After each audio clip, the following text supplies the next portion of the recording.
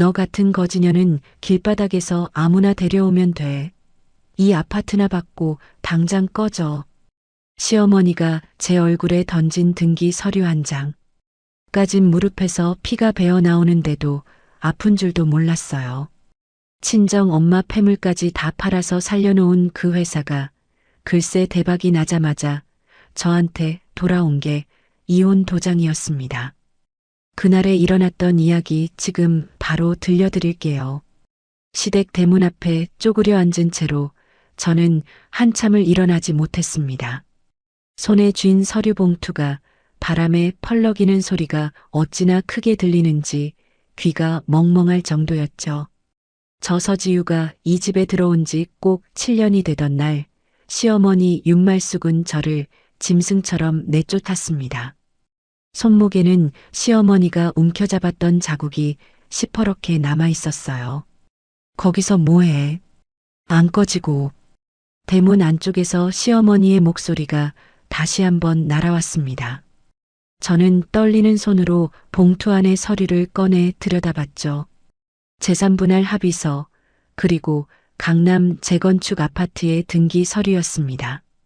불과 1시간 전 저는 시어머니의 부름을 받고 불이 나게 시댁 안방으로 들어갔습니다. 시어머니는 화장대 앞에 앉아 진주 목걸이를 만지작거리며 거울 너머로 저를 흘겨봤죠. 저는 두 손을 앞으로 모으고 조심스럽게 입을 열었습니다. 어머니 부르셨어요. 왔어. 거기 앉아. 시어머니가 화장대 위에서 두툼한 서류 봉투를 집어들더니 제 발치에 휙 던졌습니다. 종이 묶음이 방바닥에 미끄러지며 제 무릎을 툭 쳤죠. 뭐예요 이게? 펴봐. 글자는 읽을 줄 알지. 저는 무릎을 꿇고 봉투를 열었습니다. 서류 첫 장에 큼지막하게 찍힌 협의이혼 4글자가 눈에 들어왔어요. 손끝이 부들부들 떨리기 시작했습니다. 어머니, 이게 무슨이고 뭐고. 우리 도연이 이제 청년 재벌 소리 듣는 거 모르나. 시어머니가 손가락으로 화장대를 톡톡 두드리며 말을 이었습니다. 너 같은 거지꼴 며느리 데리고 살 급이 아니야, 이제. 도장 찍고 나가. 저는 무릎에 힘이 풀려 그대로 주저앉을 뻔했습니다. 서류를 쥔 손에 식은땀이 배어 종이가 축축해질 정도였죠. 어머니, 제가 7년을 어떻게 살았는데요. 도연 씨 사업 망할 뻔했을 때 친정 엄마 폐물까지 다 팔아서. 그래서 뭐. 그거 갚으라고 강남 아파트 한 채 주는 거잖아. 시어머니가 어깨를 으쓱하며 비웃었습니다. 입꼬리가 한쪽만 비스듬히 올라가는 그 표정이 어찌나 차갑던지 등골이 다 서늘했어요. 가난한 년이 강남 아파트 받고 가는 거면 횡재한 거지. 어디서 눈물을 짜. 어머니, 도연 씨는요? 도연 씨도 이거 알고 있어요. 알다마다. 우리 모자가 같이 결정한 거야. 저는 그 말에 숨이 턱 막혔습니다. 가슴 한복판에 쇠뭉치가 떨어진 것 같았죠. 도연이가 제 남편 강도연이가 알고 있다는 그 한마디에 7년의 시간이 와르르 무너져 내리는 기분이었어요. 어머니, 한 번만 도연 씨랑 얘기하게 해주세요. 제발이요. 얘기는 무슨. 도장이나 찍어.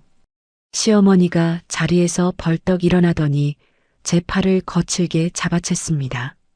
얇은 블라우스 너머로 시어머니의 손톱이 살을 파고들었죠. 너 같은 년은 길거리에 널렸어. 알아? 우리 도연이 옆에 줄 선 처녀가 한둘인 줄 아냐고. 어머니 아파요. 어머니. 아프긴 뭐가 아파. 7년 동안 잘 처먹고 잘 살았으면서. 시어머니가 저를 끌고 거실을 가로질러 현관 쪽으로 향했습니다. 거실 한복판에 놓인 청자 도자기, 제가 시집을 때 친정에서 보내준 그 도자기가 눈에 들어왔어요. 시어머니가 그 옆을 지나가며 발로 도자기 받침대를 툭 걷어찼습니다. 도자기가 흔들흔들하다가 다시 자리를 잡았죠. 어머니, 제가 뭘 잘못했는데요? 말씀이라도 해주세요. 잘못은 무슨, 그냥 네가 이제 안 어울려서 그래. 시어머니가 현관문을 활짝 열어젖혔습니다. 초여름의 뜨거운 바람이 거실 안으로 훅 밀려 들어왔어요. 이거 받고 꺼져. 아파트 등기까지 다 넘겨주는 시어머니가 세상 어디 있어. 고마운 줄 알아. 저는 마지막으로 한번 매달려 봤습니다. 시어머니의 치맛자락을 붙잡고 무릎을 꿇었죠. 어머니, 제발이요. 7년이에요. 7년. 이 손 안 놔. 시어머니가 저를 발로 밀쳐냈습니다. 저는 현관 밖으로 굴러떨어지듯 밀려 나왔어요. 무릎이 시멘트 바닥에 쓸리며 살같이 까졌습니다. 한 번만 더 이 집 앞에 얼씬거리면 경찰 부른다. 알았어. 쾅 하는 소리와 함께 대문이 닫혔습니다. 저는 그 자리에 한참을 멍하니 앉아 있었죠. 하늘이 노랗게 보였다가 다시 파랗게 보였다가 머릿속이 빙글빙글 도는 것 같았습니다. 7년 전 결혼식 날이 떠올랐어요. 가난한 친정 형편 때문에 패백 음식도 변변히 못했던 저에게 시어머니는 그날부터 거지 같은 게 들어왔다며 입을 비죽거렸죠. 저는 그 말을 들으면서도 그저 묵묵히 시댁 살림을 도맡았습니다. 시아버지 제삿날이면 새벽 4시부터 일어나 전을 부쳤고 시어머니가 친구분들 부르는 날이면 종일 부엌에서 나오지 못했어요. 3년 전 도연 씨의 동남아 유통사업이 부도 직전까지 갔던 그 겨울이 생각났습니다. 시댁에 빨간 딱지가 붙기 직전이었죠. 저는 그날 친정 엄마가 돌아가시면서 남겨주신 금가락지와 옥비녀를 들고 전당포 문턱을 넘었습니다. 가락지를 빼면서 손가락이 어찌나 시리던지 눈물이 핑 돌았어요. 도연 씨가 술에 취해 거실 바닥에 누워 사업 못하겠다고 울던 밤도 있었습니다. 저는 그 옆에 무릎을 꿇고 앉아 도연 씨의 손을 잡고 말했죠. 도연아, 내가 같이 가줄게. 동남아 가서 같이 부딪혀보자. 그렇게 저는 도연 씨 대신 동남아 현지를 7번이나 왕복했습니다. 거래처 사장님들이 책상을 내리치며 소리를 지를 때도 저는 고개를 숙이고 또 숙였어요. 입술을 깨물어가며 거래처 부인들과 친분을 쌓았고 명절마다 직접 만든 한국 음식을 들고 찾아갔습니다. 그렇게 3년이 지나자 도연 씨의 회사는 동남아 신흥시장에서 독점 유통권을 따냈죠. 매출이 수백억으로 뛰어올랐고 도연 씨는 청년 재벌이라는 소리를 듣기 시작했습니다. 저는 그 모든 게 우리 둘이 함께 일군 결과라고 믿었어요. 그런데 지금 저는 시댁 대문 밖 시멘트 바닥에 까진 무릎을 쥐고 앉아 있었습니다. 헌신짝이 따로 없었죠. 저는 천천히 일어서서 옷에 묻은 먼지를 털었습니다. 무릎에서 피가 비치고 있었지만 아픈 줄도 몰랐어요. 택시를 잡아 타고 곧장 도연 씨 회사로 향했습니다. 1시간 만에 도착한 강남 한복판의 빌딩. 도연 씨가 작년에 새로 차린 본사였죠. 저는 로비를 가로질러 엘리베이터 앞까지 갔습니다. 그런데 안내데스크 직원이 저를 막아섰어요. 사모님, 죄송하지만 오늘은 올라가실 수 없습니다. 무슨 말이에요? 도연 씨 만나러 왔는데요. 대표님 지시사항입니다. 사모님 출입을 막으라고 하셨어요. 직원이 곤란하다는 표정으로 고개를 숙였습니다. 저는 그 자리에 멈춰서서 직원의 얼굴을 한참 바라봤죠. 제가 누군지 알면서 출입을 막아요. 지금 장난하는 거예요. 죄송합니다. 사모님, 저는 곧바로 휴대전화를 꺼내 도연 씨에게 전화를 걸었습니다. 신호가 2번 가고 끊기더니 곧 차단된 번호라는 음성이 흘러나왔어요. 한 번 더 걸어봤지만 똑같았습니다. 3번째 시도에서 저는 휴대전화를 든 손이 덜덜 떨리는 걸 느꼈죠. 비켜요. 비키라고요. 저는 안내데스크 직원을 밀치고 엘리베이터에 올라탔습니다. 12층 대표실 앞까지 단숨에 올라갔죠. 대표실 문 앞에는 비서가 2명이나 서 있었습니다. 사모님, 들어가시면 안 됩니다. 왜요? 왜 안 돼요? 내 남편 만나러 왔다는데. 대표님 지시입니다. 비서가 저를 막아서며 양팔을 벌렸습니다. 저는 대표실 문을 향해 소리쳤죠. 도연아, 강도연, 거기 있는 거 다 알아. 나와. 나와서 얘기 좀 해. 대표실 안쪽에서는 아무런 기척도 들리지 않았습니다. 저는 문에 손을 대봤어요. 문 너머로 도연 씨의 인기척이 분명히 느껴졌습니다. 숨소리가 들릴 만큼 가까이 있다는 걸 알 수 있었죠. 도연아, 한 번만 얼굴 보고 얘기하자. 응. 저는 문에 이마를 대고 한참을 서 있었습니다. 도연 씨는 끝까지 문을 열어주지 않았어요. 비서들이 양쪽에서 저를 부축하듯 잡아 끌었습니다. 사모님, 이러시면 곤란합니다. 모시고 내려가겠습니다. 저는 비서들의 손을 뿌리쳤습니다.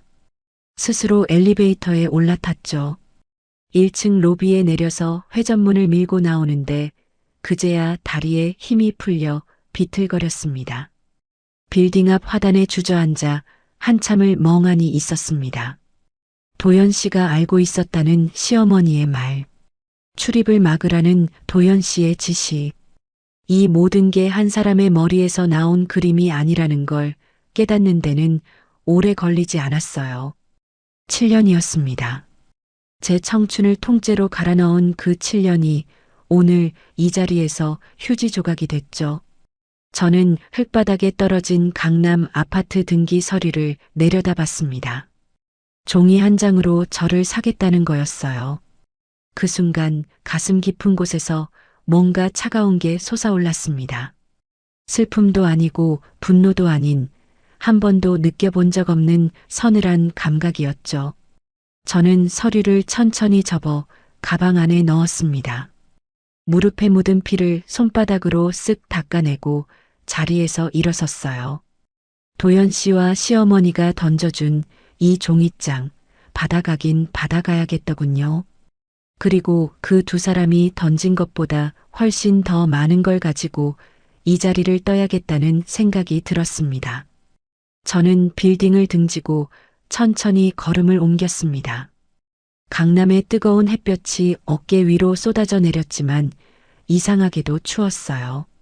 대문 밖으로 쫓겨난 다음 날 아침, 저는 작은 비즈니스 호텔 방 안에서 눈을 떴습니다. 어제까진 무릎이 부어올라 욱신거렸지만 통증보다 머릿속이 더 시끄러웠죠. 저는 침대에 걸터앉아 한참 동안 천장만 올려다봤습니다. 어젯밤 대표실 문 앞에서 들었던 도연 씨의 그 숨죽인 기척이 자꾸만 떠올랐어요. 저는 가방에서 휴대전화를 꺼내 인터넷 검색창을 열었습니다.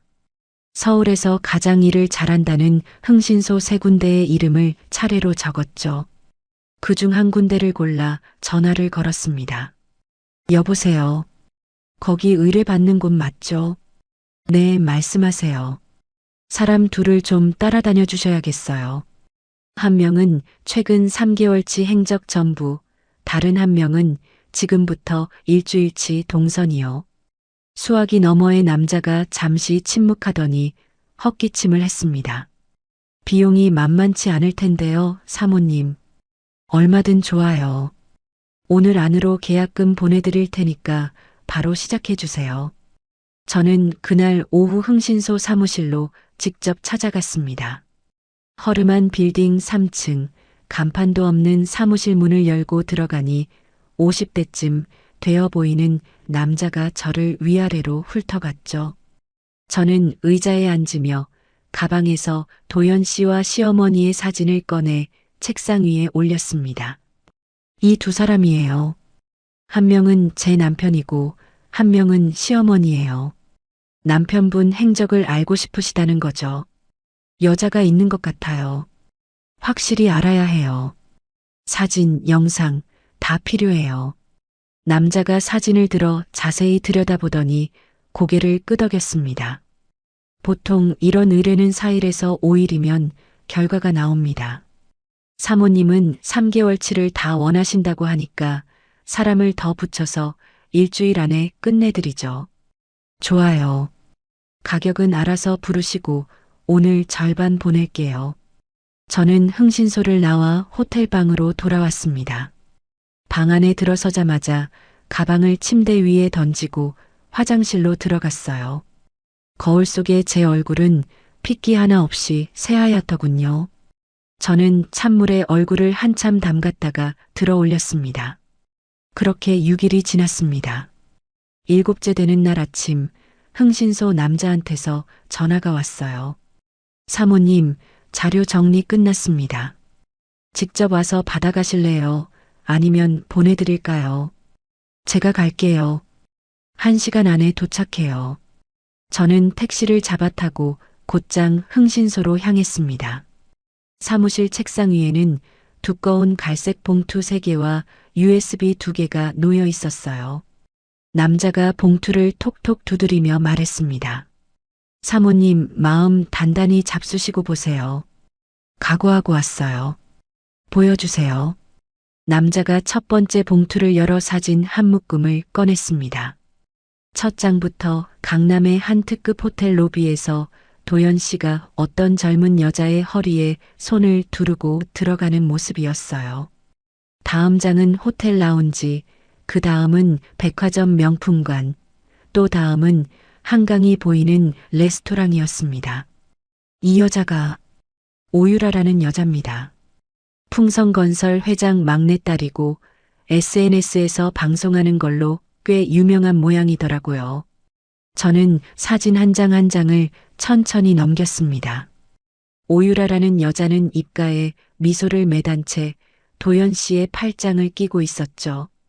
어느 사진에서는 도연 씨가 빨간 스포츠카의 운전석 문을 열어주고 있었어요. 조수석에 오유라가 앉아 손가락 2개를 들어 카메라를 향해 흔들고 있었습니다. 이 차는요, 한정판으로 들여온 거예요. 리스인데 명의가 도연 씨 회사 법인으로 되어 있더라고요. 남자가 2번째 봉투를 열었습니다. 이번엔 시어머니의 사진이었죠. 시어머니가 한 백화점 명품관에서 어떤 중년 여자와 나란히 걸으며 큰 쇼핑백을 들고 있었어요. 이 옆에 있는 여자분이 오유라 모친입니다. 사모님 시어머님이 이 부인을 따라다니면서 명품을 사다 바치셨어요. 가방, 시계, 보석 한 번 만날 때마다 수천만 원어치씩이요. 저는 입을 꾹 다물고 사진을 넘겼습니다. 시어머니가 오유라 모친 앞에서 2 손을 모으고 허리를 90도로 굽히는 사진이 한 장 보였죠.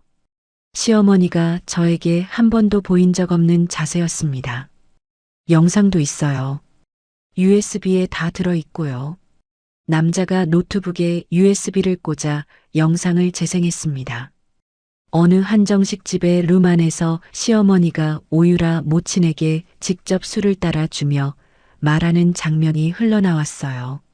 사돈 어른, 제가 우리 도연이 결혼식 날짜만 잡히면 사돈 어른 댁 며느리 자리 하나 만들어 드릴게요. 오유라 모친이 손을 살랑살랑 흔들며 웃었습니다. 아유, 사부인도 참. 우리 유라 아직 결정 안 했다니까요. 결정이 무슨 결정이에요. 우리 도연이가 어디가 어때서. 회사가 곧 상장하면 진짜 재벌 되는 거 아시잖아요. 저는 영상을 끝까지 봤습니다.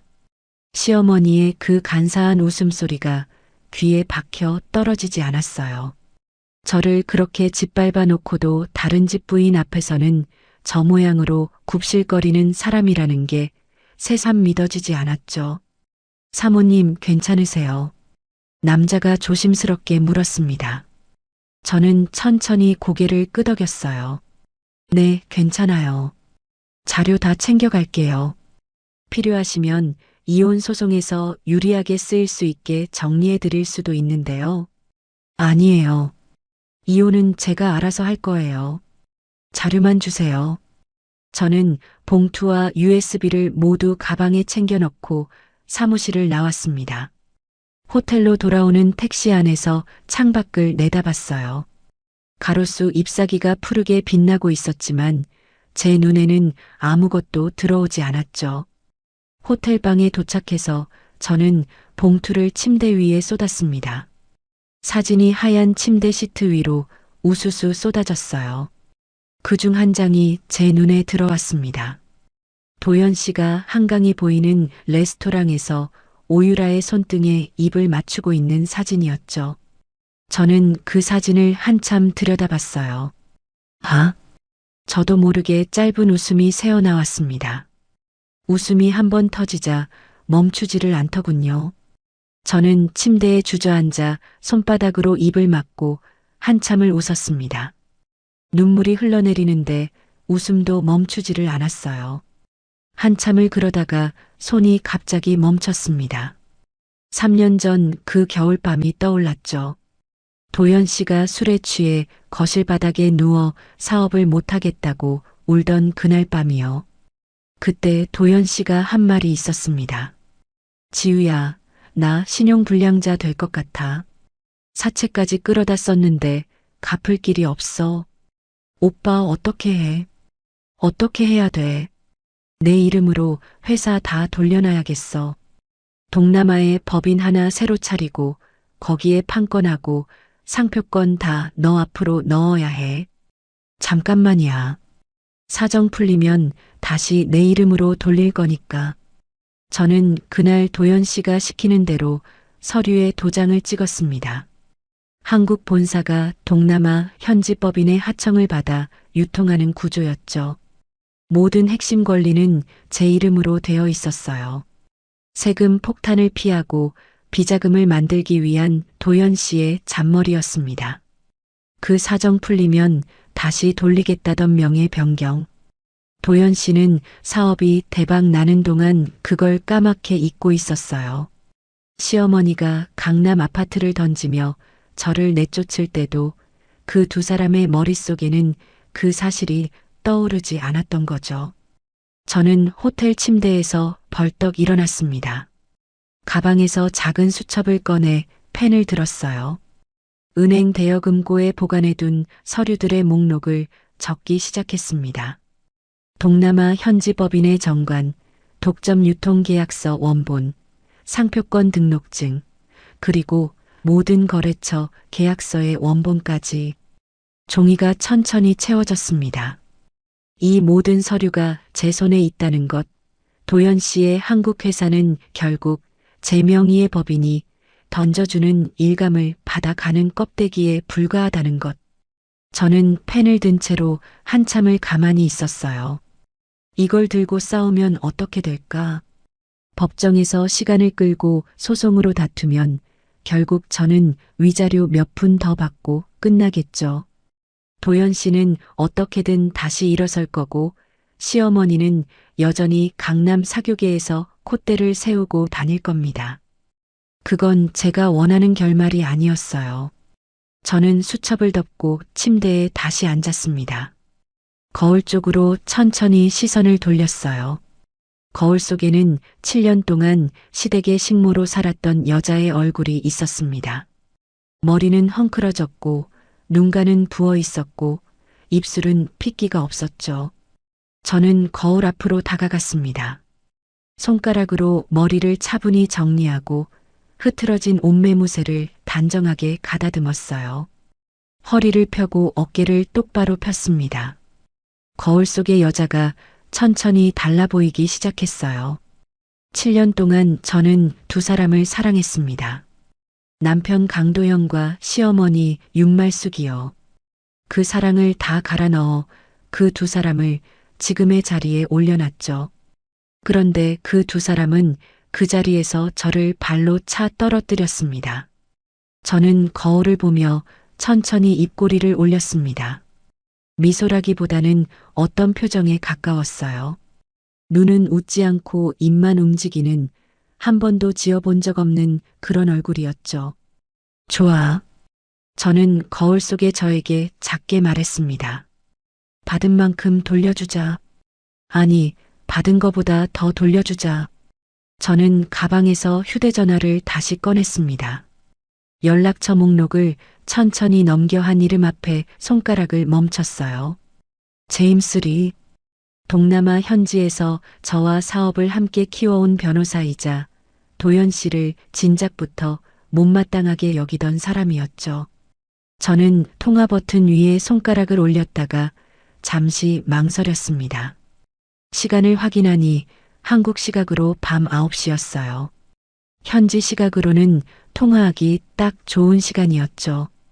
저는 침대 옆 협탁에 놓아둔 도연 씨와 오유라의 사진을 한 번 더 내려다봤습니다. 사진 속 도연 씨의 환한 얼굴이 어찌나 낯설던지 저 사람이 정말 제 남편이 맞나 싶더군요. 저는 사진을 책상 서랍 깊숙이 밀어넣고 서랍을 닫았어요. 이제 전화를 걸 시간이었습니다. 호텔 방의 불을 모두 끄고 저는 책상 앞에 앉았습니다. 창밖으로 강남의 야경이 펼쳐져 있었지만 커튼을 단단히 쳤어요. 혹시라도 누가 엿볼지 모른다는 생각에 휴대전화도 잠깐 꺼두었습니다. 저는 호텔 방에 비치된 유선 전화기를 들어 국제전화 버튼을 눌렀어요. 제임스 리의 사무실 직통 번호였죠. 신호가 3번 가고 익숙한 목소리가 들렸습니다. 여보세요, 제임스입니다. 저예요, 지호. 지호. 이 시간에 어쩐 일이야? 무슨 일 있어? 제임스의 목소리에 걱정이 묻어났습니다. 저와 제임스는 한국말로 통화한 지 5년이 넘은 사이였죠. 제임스는 한국에서 대학을 나오고 동남아로 건너간 교포 변호사였어요. 제임스, 나 오늘 너한테 부탁할 게 있어서 전화했어. 길어질 거야. 시간 괜찮아. 얼마든지. 천천히 말해. 저는 호흡을 한번 가다듬고 입을 열었습니다. 도연 씨가 다른 여자랑 만나고 있어. 시어머니까지 가세해서 나를 내쫓았고 강남 아파트 한 채 던져주고 도장 찍으래. 수화기 넘어가 잠시 조용했습니다. 제임스의 숨소리만 가늘게 들렸어요. 지우, 진심이야. 진심이야. 며칠 전에 시어머니 집에서 쫓겨났어. 도연 씨는 회사에 가도 안 만나줘. 제임스가 짧게 욕설을 내뱉었습니다. 평소 제임스 입에서 그런 말이 나오는 걸 들어본 적이 없었죠. 내가 진작에 그럴 줄 알았어. 도연이 동남아 출장 올 때마다 술자리에서 어찌나 거들먹거리는지 내가 몇 번이나 입 다물라고 했는지 몰라. 너 없는 자리에서 너 욕하던 거 한두 번이 아니야. 제임스, 너 그런 얘기 한 번도 안 했잖아. 네가 그 사람한테 정 붙이고 사는 것 같아서 못했지. 미안해, 지우. 진작 귀띔이라도 했어야 했는데. 저는 의자에 깊숙이 등을 기댔습니다. 화가 나기보다는 차라리 다행이라는 생각이 들었어요. 제임스가 제 편이라는 게 분명해졌으니까요. 제임스, 나 한 가지만 묻자. 우리가 5년 전에 만든 동남아 현지법인 말이야. 지분 100% 내 이름으로 되어 있는 거 맞지? 맞아. 도연이는 한국 본사 대표일 뿐이고 너희 현지법인의 하청을 받아서 유통하는 구조야. 모든 상표권, 판권, 독점 계약 다 너 앞으로 되어 있어. 도연 씨가 그거 다시 자기 이름으로 돌려놓은 적 있어? 없어. 한 번도 없어. 너한테서 동의서나 위임장 받아간 적도 없잖아. 저는 책상 위에 손바닥을 짚으며 천천히 일어섰습니다. 다리에 힘이 들어가는 게 느껴졌어요. 제임스, 도와줘. 나 이거 다 가지고 싱가포르로 나갈 거야. 어떻게 도와주면 돼? 우선 현지법인 계좌 비밀번호하고 공인인증서 다 새로 발급해줘. 도연 씨 측에서 접근할 수 있는 통로는 한 개도 남기지 말고 다 막아줘. 오늘 안에 해. 내일 아침이면 끝나. 그리고 도연 씨 한국 본사로 들어갈 하반기 결제 대금 있잖아. 그거 내 직권으로 지급 정지시켜줘. 현지 계좌에 현금으로 묶어두고. 알았어. 서류 만들어서 너한테 사인만 받으면 돼. 오늘 밤 안에 메일 보낼게. 그리고 한 가지 더. 우리 메인 바이어들한테 도연 씨 회사가 위태롭다는 정보 흘릴 준비해둬. 아직 보내지는 말고. 신호 보내면 그때 일제히 메일 발송하는 걸로 해. 제임스가 메모하는 소리가 수화기 너머로 들렸습니다. 펜이 종이를 긁는 그 소리가 어쩐지 듬직하게 느껴졌어요. 지우, 한 가지만 묻자. 너 정말 괜찮은 거지? 괜찮아. 진짜 괜찮아. 7년 동안 한 번도 안 괜찮았는데 오늘 처음 괜찮아진 것 같아. 내가 옆에 있을게. 끝까지. 저는 수화기를 내려놓고 한참을 가만히 앉아 있었습니다. 어둠 속에서 제 손이 부들부들 떨리는 게 보였어요. 무서워서 떨리는 게 아니라 어떤 다른 감정이었습니다. 이름 붙이기 어려운 감정이었죠. 다음 날 아침 저는 호텔에서 체크아웃하지 않고 옷만 갈아입었습니다. 거울 앞에서 머리를 일부러 헝클었고 눈가에는 물을 묻혀 부은 것처럼 보이게 했어요. 어제 입었던 옷 그대로 무릎에 까진 자국까지 그대로 둔 채로 시어머니의 본가로 향했습니다. 본가 대문 앞에 도착한 저는 잠시 숨을 골랐어요. 초인종을 누르기 전에 한 번 더 거울 어플로 제 얼굴을 확인했습니다. 울다 지친 며느리, 갈 곳 없는 며느리의 얼굴이었죠. 저는 손가락으로 초인종을 길게 눌렀습니다. 대문 너머에서 가정부의 목소리가 들렸습니다. 누구세요? 저예요. 며느리예요. 어머니 좀 뵈러 왔어요. 잠시 후 가정부가 곤란한 얼굴로 대문을 열어줬어요. 저는 마당을 가로질러 현관 안쪽으로 들어섰습니다. 거실 소파에는 시어머니가 한쪽 다리를 꼬고 앉아 차를 마시고 있었어요. 저를 본 시어머니가 찻잔을 천천히 내려놓더군요. 인연이 또 기어들어왔어. 어머니. 저는 현관에서 거실 한가운데까지 천천히 걸어갔습니다. 그리고 그대로 무릎을 꿇었어요. 바닥에 이마가 닿을 만큼 깊이 숙였습니다. 어머니, 잘못했어요. 제가 잘못했어요. 잘못이 뭐? 말해봐. 시어머니가 소파에 등을 기대며 팔짱을 꼈습니다. 입꼬리가 비스듬히 올라갔어요. 저는 무릎을 꿇은 채 얼굴을 들어 시어머니를 올려다봤습니다. 어머니, 제가 어머니 마음에 못 들었어요. 제가 부족했어요. 그래도 한 번만 도연 씨랑 살게 해주세요. 못 살아. 너랑은 못 살아. 어머니, 갈 데가 없어요. 친정도 없고 친구도 없고 저 어떡해요. 저는 일부러 목소리를 떨었습니다. 눈에 힘을 주어 눈물도 짜냈어요.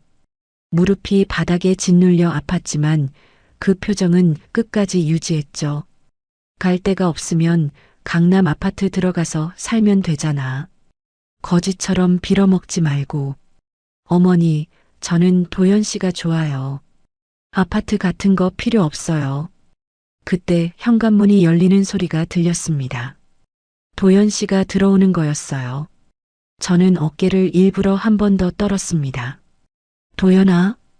도연아, 한 번만. 저는 무릎으로 기어가 도연 씨의 다리를 붙잡았습니다. 도연 씨가 인상을 찌푸리며 제 손을 떼어냈어요. 야, 안나. 도연아, 우리 7년이야. 7년. 도연 씨가 제 어깨를 발로 툭 밀쳤습니다. 저는 옆으로 쓰러졌다가 다시 무릎으로 일어났어요. 너는 진짜 수준이 안 맞아. 알았어. 구질구질하게 매달리지 마. 도연 씨가 양복 안주머니에서 서류를 꺼냈습니다.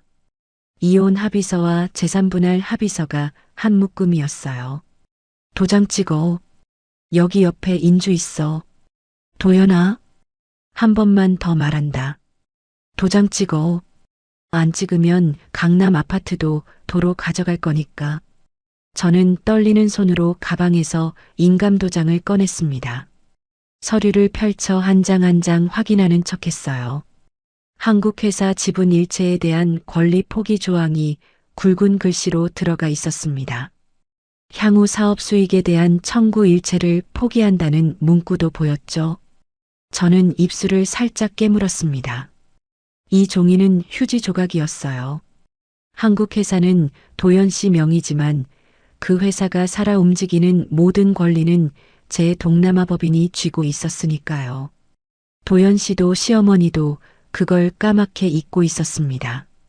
저는 인감도장에 인주를 묻혀 한 장 한 장 도장을 찍었습니다. 도장이 종이에 찍힐 때마다 시어머니의 입꼬리가 점점 더 올라갔어요. 잘 찍어. 또렷하게. 네, 어머니.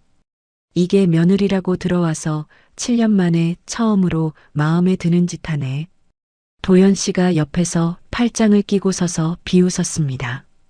저는 마지막 장에 도장을 찍고 서류를 도연 씨 앞으로 천천히 밀었어요. 도연아, 미안해. 내가 부족해서. 이제 와서 그런 말 하지 마. 끝났어. 도연 씨가 서류를 낚아채듯 집어들었습니다. 시어머니가 자리에서 일어나 도연 씨 옆에 다가가 서류를 들여다봤어요. 아유, 도장이 곱게 찍혔네. 우리 며느리가 마지막에 일은 깔끔하게 했어. 시어머니가 호호 웃었습니다. 도연 씨도 옅게 웃었어요. 그 두 사람이 나란히 서서 웃는 모습을 저는 무릎을 꿇은 채로 올려다봤습니다. 가슴속이 차갑게 가라앉는 게 느껴졌어요. 어머니, 그럼 저는 어디로 가요? 어디로 가긴. 강남 아파트 가서 살아. 그리고 다시는 이 집 근처에 얼씬도 하지 마. 알았어. 네, 어머니. 저는 천천히 자리에서 일어났습니다. 무릎이 욱신거렸지만 표정은 그대로 유지했어요. 가방을 챙겨 들고 현관으로 향하는데 시어머니가 등 뒤에서 한마디 더 던지더군요. 법원 출석 날짜는 변호사가 따로 연락 줄 거야. 그날 정확히 와. 안 오면 큰일 나는 줄 알아. 네, 어머니. 꼭 갈게요. 저는 현관문을 열고 마당으로 나섰습니다. 대문을 닫고 한 발자국을 옮긴 순간 입가에 떨리던 표정이 천천히 사라졌어요. 저는 가방 안에서 휴대전화를 꺼내 제임스에게 짧은 메시지를 보냈습니다. 도장 찍음. 작전 다음 단계로. 답장은 1초 만에 왔어요. 이미 진행 중. 저는 휴대전화를 가방에 넣고 큰 길 쪽으로 천천히 걸음을 옮겼습니다. 일주일 뒤 저는 도연 씨와 함께 가정법원에 출석해 이혼 서류를 정식으로 접수했어요. 판사 앞에서 도연 씨는 저를 한 번도 쳐다보지 않았습니다. 저도 도연 씨 쪽으로 시선을 주지 않았어요. 이혼 숙려기간 1개월이 시작되었습니다. 법원 건물을 나서면서 도연 씨가 짧게 한마디 던지더군요. 한 달 뒤에 깔끔하게 끝내자. 응, 그래. 저는 그렇게 대답하고 도연 씨 옆을 스쳐 지나갔습니다. 한 달이라는 시간, 도연 씨와 시어머니에게는 짧게 느껴지겠지만 저에게는 충분한 시간이었어요. 법원 정문을 빠져나오자마자 저는 곧장 택시를 잡아탔습니다. 운전기사가 어디로 모실까요? 하고 물었을 때 저는 강남 재건축 아파트의 주소를 댔어요. 시어머니가 던져준 그 위자료 명목의 아파트, 등기 서류는 이미 제 가방 안에 들어 있었죠. 한 달 안에 처리해야 할 일들이 머릿속에서 줄줄이 늘어섰습니다. 택시 안에서 저는 부동산 중개사 3명에게 차례대로 전화를 걸었어요. 사장님, 강남 재건축 아파트인데요. 매물 하나 좀 봐주세요. 네, 사모님.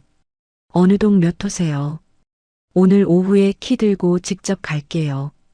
시세보다 깎아서 빨리 팔고 싶어요. 사장님 쪽에서 현금 들고 있는 투자법인 같은데 좀 알아봐 주실 수 있어요. 투자법인이요. 가능하죠. 가격만 맞으면 일주일 안에 잔금까지 칠 거예요. 좋아요. 사장님 만나서 자세히 얘기해요. 저는 그날 오후 부동산 사무실 3군데를 모두 돌았습니다. 3명의 사장 중 2번째로 만난 분이 가장 현실적이고 빨라 보였어요. 시세보다 1억 5천만 원을 낮춰 부르니 사장이 눈을 동그랗게 떴죠. 사모님, 진짜로 그 가격에 내놓으시는 거예요. 네. 빨리 끝내고 싶어요. 한 달 안에 잔금까지요. 다운 계약 같은 거 안 해요. 정상가로 신고하고 깔끔하게 갈 거예요. 그럼 제가 오늘 안에 매수자 붙여드릴게요. 마침 현금 들고 매물 찾는 법인이 있거든요. 3일이 지나자 매수자가 정해졌습니다. 강남 일대에서 재건축 아파트만 골라 사들이는 전문 투자법인이었어요. 계약서에 도장을 찍는 자리에서 법인 측 대리인이 저에게 명함을 건네며 말했습니다. 사모님, 이런 좋은 매물 또 있으면 꼭 저희한테 먼저 주세요. 기억해 둘게요. 잔금일은 정확히 지켜주세요. 걱정 마세요. 일주일 안에 일시불로 다 정리해 드립니다. 저는 사무실을 나오며 휴대전화로 시간을 확인했어요. 이혼 숙려 기간이 시작된 지 4일째 되는 날이었죠. 일은 생각보다 빠르게 굴러가고 있었습니다. 같은 시각 도연 씨와 시어머니가 어떻게 지내고 있는지는 흥신소 직원을 통해 매일 보고받고 있었어요. 숙려기간 6일째 되던 날 저녁 직원에게서 사진 한 장이 전송되어 왔습니다. 도연 씨가 강남의 한 호텔 연회장 앞에서 양복 차림으로 서 있는 모습이었어요. 옆에는 오유라가 흰색 드레스를 들고 거울 앞에서 빙글빙글 돌고 있었죠. 여보세요, 사장님. 이거 뭐예요? 약혼식 준비하는 거예요, 사모님. 한 달 뒤에 그 호텔 대연회장 전체를 빌렸더라고요. 견적이 한 5억 정도 됩니다. 5억이요. 어디서 그런 돈을 빼서 쓴대요. 회사 법인 카드로 다 결제하고 있어요. 호텔 예약금, 드레스 대여, 보석 대여, 다 회사 돈입니다. 저는 휴대전화를 책상 위에 내려놓고 한참을 가만히 있었어요. 이혼이 끝나기도 전에 약혼식을 준비하다니 도연 씨는 한 달이 너무 길게 느껴졌던 모양이었습니다. 회사 공금을 사적으로 쓰는 그 행위 하나하나가 나중에 저에게 든든한 무기가 될 거였죠. 시어머니의 동선도 매일 보고받았어요. 강남 청담동의 한 한정식 집에서 일주일에 3번씩 사교 모임을 열고 있었습니다. 한 끼에 100만 원이 넘는 코스 요리에 와인까지 줄줄이 시켜가며 강남 사모님들 앞에서 거들먹거리는 중이었죠. 우리 도연이가 곧 풍성건설 회장 사돈이 되어 사돈 어른께서 우리 도연이를 그렇게 마음에 들어 하시잖아요. 흥신소 직원이 보내준 녹음 파일 속에서 시어머니의 목소리가 들렸습니다. 저는 그 녹음을 끝까지 듣고 파일을 따로 저장해 두었어요. 혹시 모를 쓰임이 있을 것 같았거든요. 숙려기간 10일째 되던 날 아파트 잔금이 제 통장으로 들어왔습니다.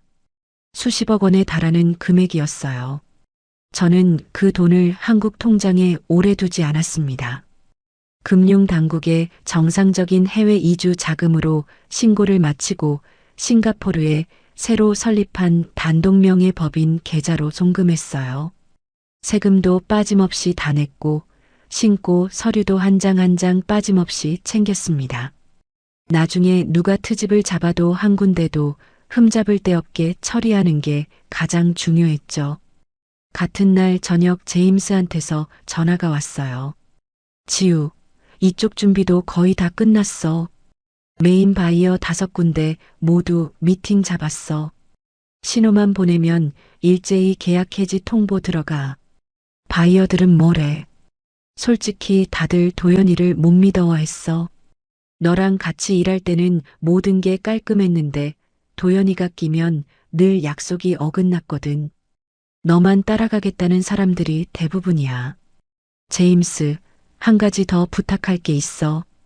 말해. 도연 씨가 그동안 회사 공금을 어떻게 썼는지, 세금 신고 어떻게 했는지 자료 좀 정리해 줄 수 있어. 익명으로 국세청에 보낼 거야. 이미 작업해 두고 있어. 한국에서 금융 쪽 변호사 한 명 연결해 줄게. 그쪽이 알아서 정리해서 검찰이랑 국세청에 동시에 넣어 줄 거야. 고마워, 제임스. 고맙긴. 너한테 늘 빚지고 있었던 거 갚는 거지. 저는 그 다음 주에 한국 법무법인의 금융 전문 변호사를 만났어요. 변호사는 50대 중반의 차분한 사람이었습니다. 서류를 꼼꼼히 살펴본 변호사가 안경을 고쳤으며 말했어요. 사모님, 자료가 아주 깨끗하게 정리되어 있네요. 이대로 넣어도 충분합니다. 익명투서라도 검찰 쪽에서 이 정도면 그냥 넘어갈 수 없을 거예요. 언제쯤 들어갈까요? 숙려기간 끝나는 날 사모님이 법원 나오시는 시간에 맞춰서 동시에 넣어드리겠습니다. 국세청, 검찰, 양쪽 모두요. 좋아요. 그렇게 진행해 주세요. 변호사 사무실을 나오면서 저는 처음으로 길게 숨을 내쉬었어요. 3주가 지나는 동안 한 번도 제대로 자본 적이 없었습니다. 하지만 피곤한 줄도 몰랐어요. 숙려기간 25일째 되던 날 저는 싱가포르행 비행기 표를 예매했습니다. 이혼이 확정되는 날 오후 4시 30분 출발 편이었어요. 편도였습니다. 비행기 표를 결제하고 영수증을 출력한 그날 밤 저는 호텔방 책상 앞에 앉아 마지막 점검을 했어요. 강남 아파트는 합법적으로 매각해서 현금화 완료. 그 자금은 해외 이주 신고를 마치고 싱가포르 법인 계좌로 송금 완료. 동남아 현지 법인의 모든 계좌 비밀번호와 인증서 변경 완료. 도연 씨 한국 본사로 흘러갈 결제 대금 지급 정지 완료. 메인 바이어 5군데에 보낼 계약 해지 통보 메일 발송 대기. 국세청과 검찰에 보낼 익명투서 자료 대기. 브랜드 상표권과 독점 판권 회수 내용 증명 발송 대기. 저는 수첩에 적힌 항목들을 하나씩 펜으로 그어 나갔어요. 모든 줄이 그어진 수첩을 덮으며 저는 짧게 웃었습니다. 이혼 숙려기간이 끝나기 사흘 전 시어머니한테서 전화가 왔어요. 저는 액정에 뜬 시어머니의 이름을 한참 들여다봤습니다. 받지 않을 수도 있었지만 일부러 받았어요. 여보세요. 야, 너 어디야?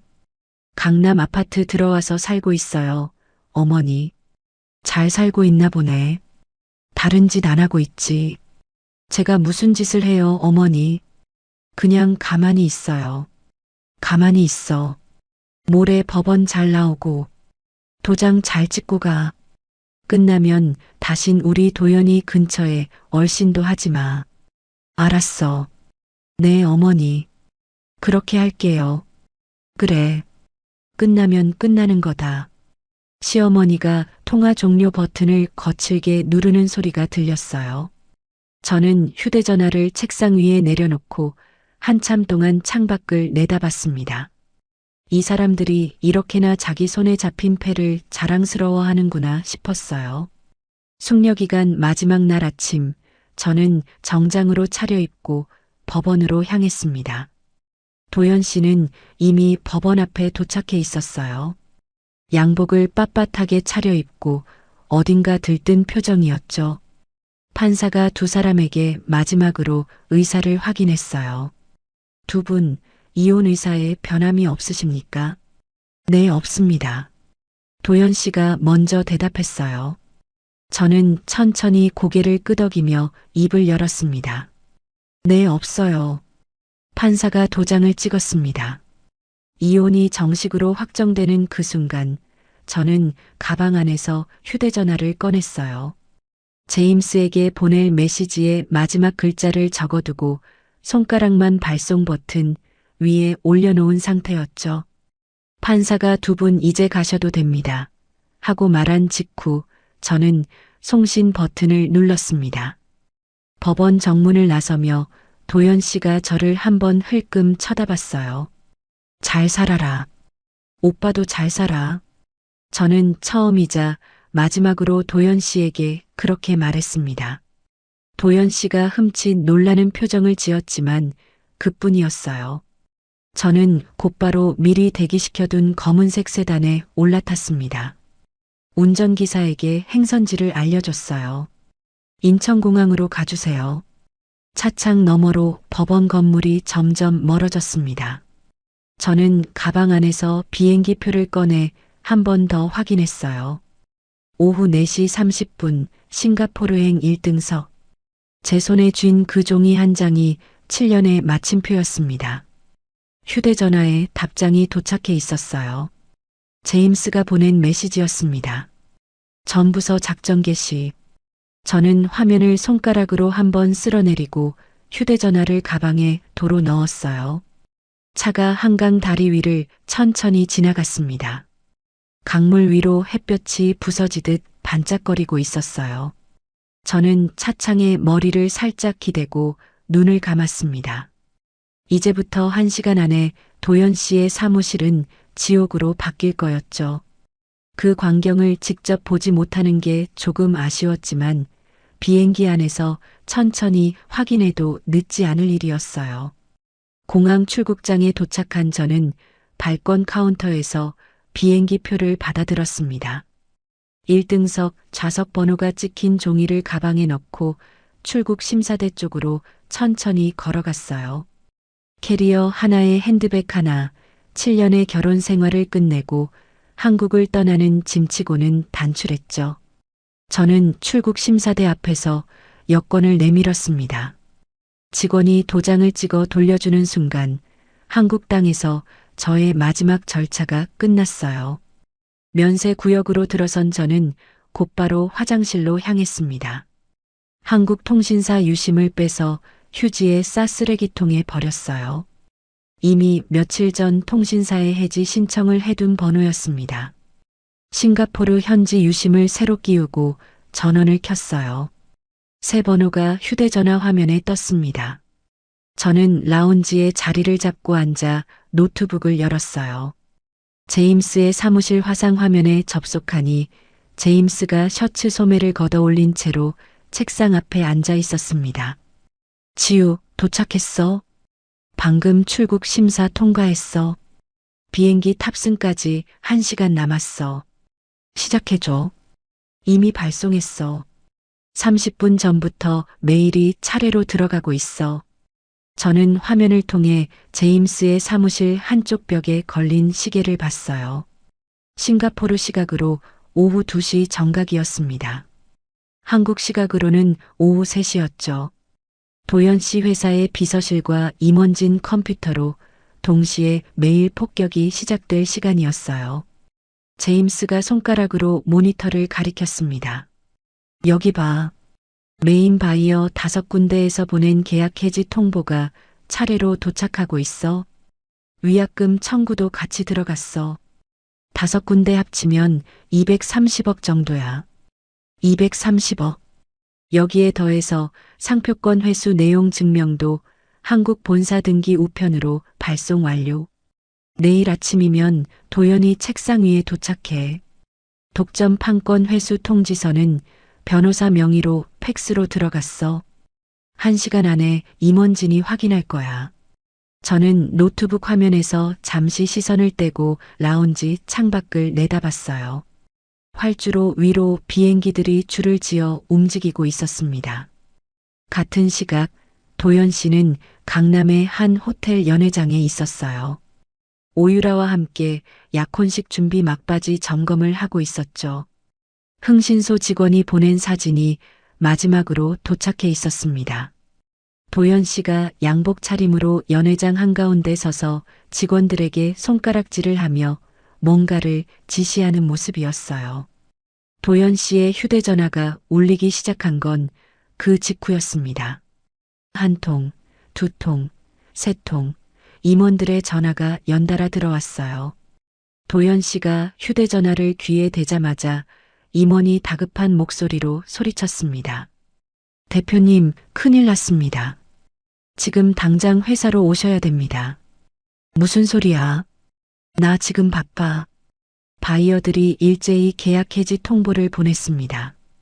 5군데가 동시에요. 위약금까지 청구가 들어왔습니다. 뭐? 5군데가 동시에. 미친 소리 하지 마. 진짜입니다, 대표님. 메일이 같은 시각에 들어왔어요. 우연이 아닙니다. 도연 씨가 연회장 한가운데서 멈춰 섰어요. 오유라가 옆에서 무슨 일이냐고 묻는데도 도연 씨는 대답하지 못했습니다. 다른 임원에게서 또 전화가 걸려왔어요. 대표님, 변호사 명의로 팩스가 왔습니다. 독점 판권이 회수된답니다. 동남아 현지법인 쪽에서 보낸 거예요. 그게 무슨 소리야? 동남아 법인이 어떻게 우리 판권을 회수해? 대표님, 그쪽 법인이 우리한테 판권을 빌려주는 구조였잖아요. 그 계약이 만료되고 갱신을 안 하겠다는 통보입니다. 도연 씨가 휴대전화를 든 손이 부들부들 떨리기 시작했어요. 도연 씨는 그때까지도 자기가 어떤 함정에 빠진 건지 정확히 모르고 있었습니다. 오유라를 그 자리에 내버려 둔 채로 도연 씨는 호텔 주차장으로 달려갔어요. 회사까지 차로 10분, 그 10분 동안 도연 씨의 휴대전화는 쉬지 않고 울렸습니다. 회사 대표실에 도착한 도연 씨가 가장 먼저 한 일은 노트북을 켜는 거였어요. 동남아 현지 법인의 계좌에 접속해 자금을 끌어다 쓰면 어떻게든 위약금을 막을 수 있다고 생각했죠. 도연 씨는 5년 동안 그 계좌를 한 번도 직접 만져본 적이 없었어요. 모든 자금 관리는 저와 제임스가 도맡아 했으니까요. 도연 씨가 자기 명의로 알고 있던 비밀번호를 입력했습니다. 화면에 빨간 글씨가 떴어요. 비밀번호가 일치하지 않습니다. 도연 씨가 다시 한번 입력했어요. 이번에도 같은 메시지였습니다. 세 번째에는 접근 권한이 없다는 메시지가 떴어요. 도연 씨가 의자에서 벌떡 일어났습니다. 이게 뭐야? 이거 뭐냐고. 도연 씨의 비서실장이 대표실 문을 두드리고 들어왔어요. 얼굴이 새파랗게 질려 있었습니다. 대표님, 1층에 국세청에서 사람이 왔습니다. 특별 세무조사라고. 뭐? 지금 뭐라 그랬어? 세무조사관 5명이 영장 들고 왔어요. 회계장부, 컴퓨터 하드디스크 다 가져간답니다. 오후 4시였습니다. 관공서 퇴근 시간이 다 되어가는 그 시간에 세무조사관들이 들이닥친 거였어요. 도연 씨는 의자를 발로 걷어차며 소리를 질렀습니다. 무슨 세무조사야? 이게 뭐냐고. 우리 회사가 왜? 대표님, 회장님께 익명투서가 들어왔답니다. 거액 횡령의 조세포탈 정황이라고요. 도연 씨가 책상을 주먹으로 내리쳤어요. 컴퓨터 모니터가 흔들리며 옆으로 넘어졌습니다. 그 와중에 다른 임원이 또 들어왔어요. 대표님, 은행에서 연락이 왔습니다. 대출금 전액 즉시 상환 통보입니다. 회사 자산하고 법인 계좌 다 가압류 들어간답니다. 도연 씨가 그 자리에 풀썩 주저앉았어요. 양복 안주머니에서 휴대전화를 꺼내 떨리는 손으로 제 번호를 눌렀습니다. 1번, 2번, 3번 신호가 가지 않았어요. 없는 번호라는 기계음만 반복해서 흘러나왔습니다. 저는 그 시각 비행기 1등석 좌석에 앉아 안전벨트를 매고 있었어요. 승무원이 다가와 음료를 권하자 저는 샴페인을 한 잔 받았습니다. 잔을 들고 천천히 한 모금을 마셨어요. 시원하고 알싸한 거품이 입안에서 톡톡 터졌습니다. 비행기가 활주로를 미끄러져 나가기 시작했어요. 저는 창밖으로 한국의 땅이 점점 작아지는 걸 내려다봤습니다. 1시간 전 도연 씨의 회사에서 벌어졌을 광경이 머릿속에 그려졌어요. 같은 시각 도연 씨는 대표실 바닥에 앉아 책상 다리에 머리를 기대고 있었습니다. 임원들과 세무조사관들이 사무실을 뒤집어 엎고 있는데도 도연 씨는 일어나지 못했어요. 도연 씨가 한 가지 사실을 그제야 떠올렸기 때문이었습니다. 5년 전 신용불량자 위기에 몰렸을 때 도연 씨가 세금을 피하려고 저에게 모든 권리를 넘겨놨다는 사실. 한국 본사는 그저 동남아 법인의 하청을 받아 유통을 대신해주는 껍데기 회사라는 사실. 그 모든 사실이 도연 씨의 머리를 한꺼번에 짓눌렀어요. 지우야, 서지우, 서지우. 도연 씨가 입속에서 제 이름을 반복해서 중얼거렸습니다. 대표실 문이 다시 열리고 비서실장이 들어왔어요. 이번에는 종이 한 장을 들고 있었습니다. 대표님, 이거 뭐야? 또 뭐야? 건설사 회장 쪽에서 전갈이 왔답니다. 약혼은 없던 일로 한다고요. 따님 댁에 더 이상 연락하지 말라고. 도연 씨가 비서실장의 손에서 종이를 낚아채 구겨버렸어요. 종이가 손바닥 안에서 동그랗게 뭉쳐졌습니다. 도연 씨는 그 뭉친 종이를 벽을 향해 던지고는 다시 휴대전화를 들었어요. 여보세요. 어머니, 어머니, 큰일 났어. 지금 큰일 났어. 무슨 일이야? 왜 그래? 회사가 다 무너졌어. 바이어들이 다 떨어져 나갔어. 세무조사도 들어왔어. 수화기 너머의 시어머니가 잠시 침묵했습니다. 그러더니 다시 한번 다그치는 목소리로 물었어요. 무슨 소리야? 정신 차리고 말해. 회사가 어떻게 무너져? 어머니, 동남아 법인 말이야. 지우 이름으로 된 그 법인. 거기서 우리 판권을 다 회수해 갔어. 수화기 너머에서 시어머니가 숨을 들이마시는 소리가 길게 들렸습니다. 그리고는 한참 동안 아무 말도 없었어요. 지우 이름이라고. 도연아, 그게 무슨 소리야? 우리 회사가 왜 그년 이름으로? 내가 5년 전에 그년 이름으로 돌려놨었어. 신용불량 피하려고. 어머니가 그때 알고 있었잖아. 내가 언제 알고 있었어. 너 혼자 한 짓이지. 시어머니의 목소리가 갈라지기 시작했습니다. 도연 씨는 그제야 시어머니의 목소리가 처음으로 흔들리는 걸 들었어요. 어머니, 어떡해. 나 어떡해. 이 년이. 이 못된 년이. 그러니까 처음부터 내가 쫓아내자고 할 때 진작에 깔끔하게 처리했어야지. 도장 찍기 전에 그년 명의부터 다 돌려놨어야지. 어머니, 지금 그 소리가 무슨 소용이야. 도연 씨가 통화 종료 버튼을 거칠게 눌렀습니다.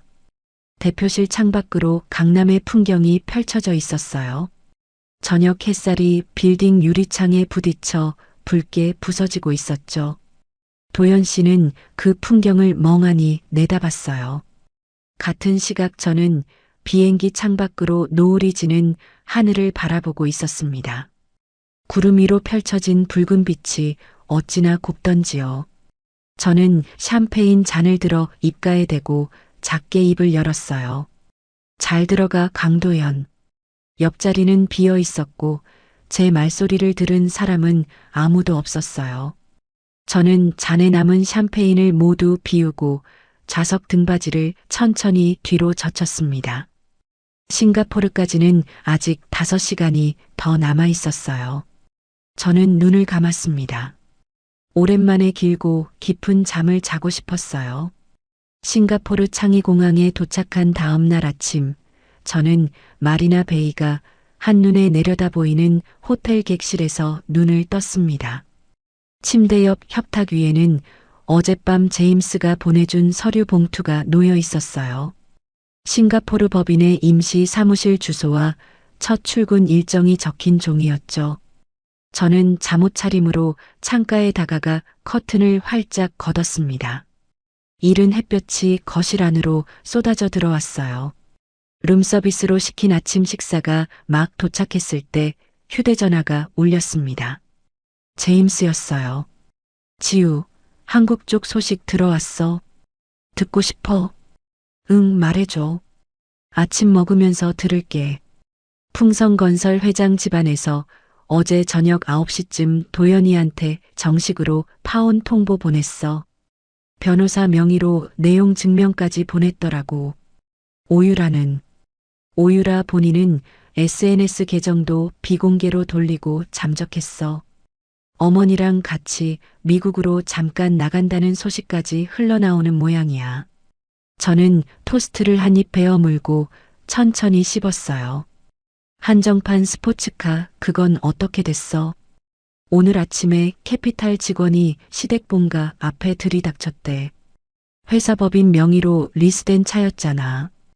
회사 자산이 모조리 가압류 들어가니까 캐피탈이 제일 먼저 움직였어. 시어머니가 보는 앞에서 차를 견인해 갔다더라고. 시어머니가 그 자리에 있었어. 있었지. 오유라 어머니가 새벽에 시어머니한테 명품들을 시댁 대문 앞에 다 던지고 갔거든.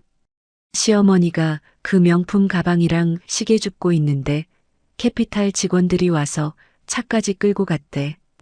저는 잠깐 토스트 씹는 걸 멈췄습니다.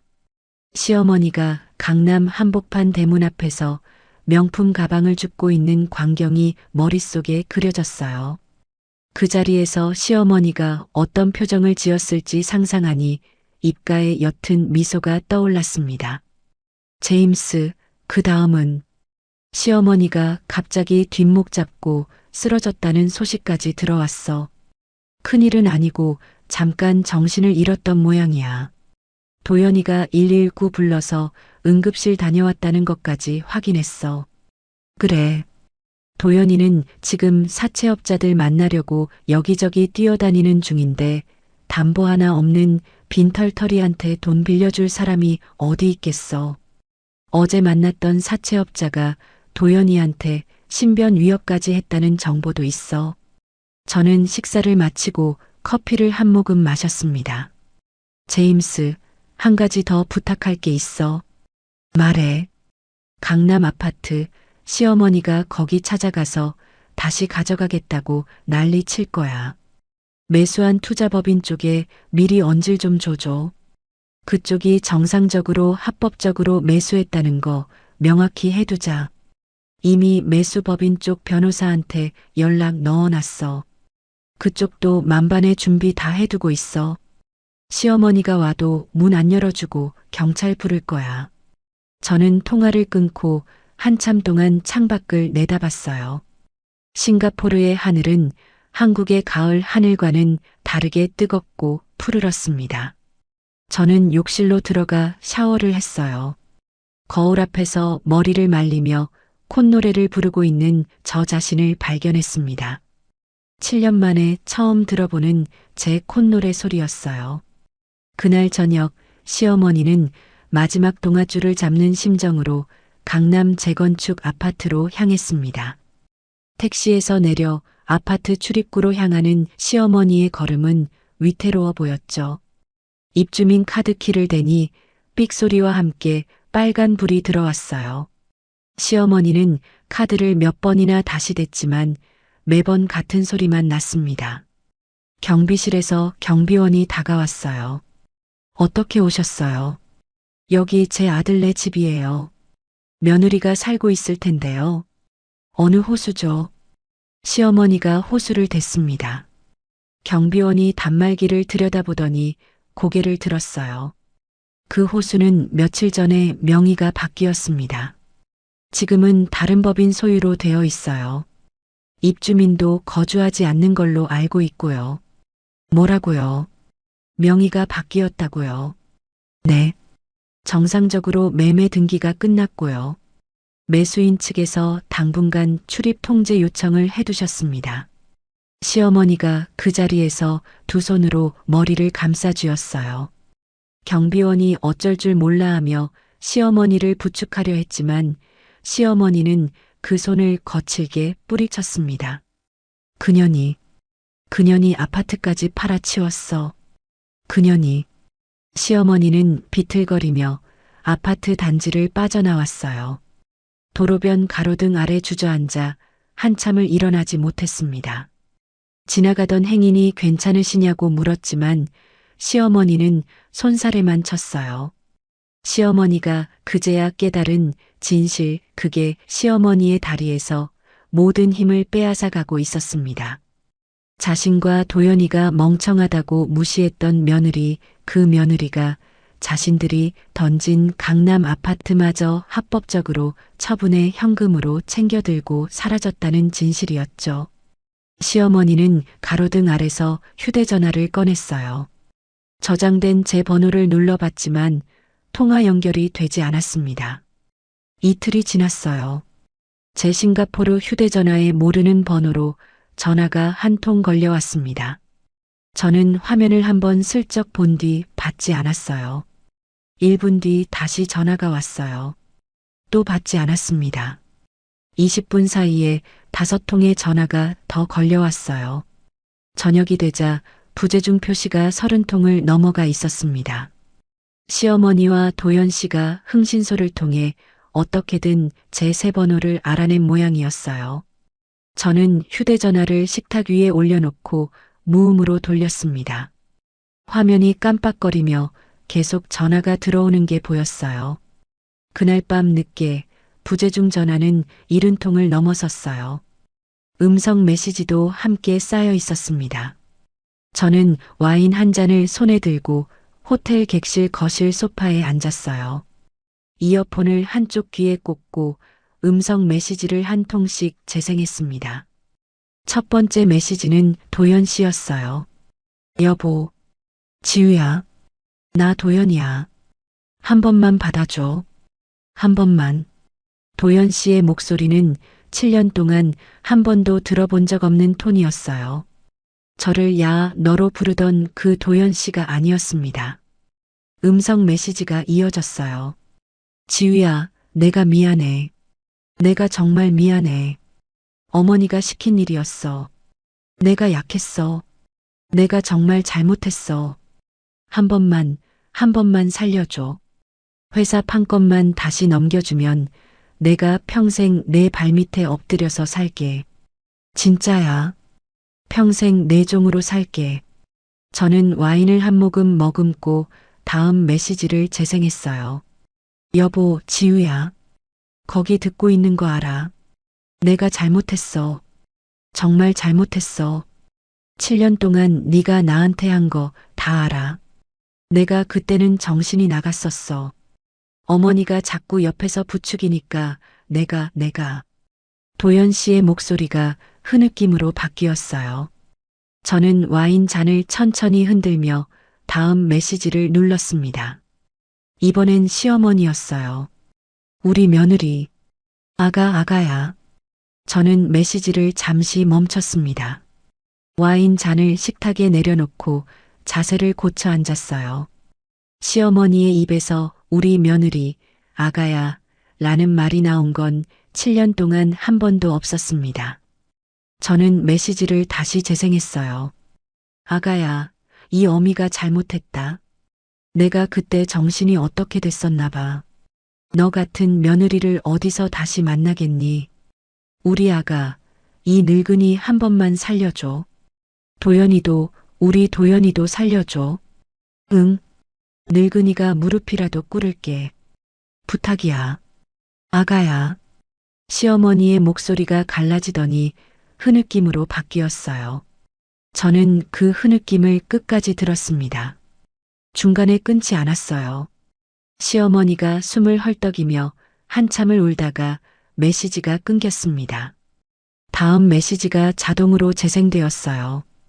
또 시어머니였습니다. 아가, 우리 아가. 내가 명품도 다 갖다 주마. 통장도 다 갖다 주마. 그러니까 한 번만 도연이 회사 살려줘. 도연이가 감옥 가게 생겼어. 아가, 도연이는 내 남편이잖니. 내 남편이잖아. 저는 거실 창문을 열었어요. 마리나 베이의 야경이 펼쳐졌습니다. 거대한 호텔 건물 위로 레이저 쇼가 펼쳐지고 있었어요. 저는 창가에 기대어 음성 메시지를 끝까지 들었습니다. 70통의 부재중 전화, 그 안에 담긴 메시지들을 한 통도 빠짐없이 들었어요. 도연 씨와 시어머니의 호칭이 어떻게 변해 있는지가 가장 흥미로웠습니다.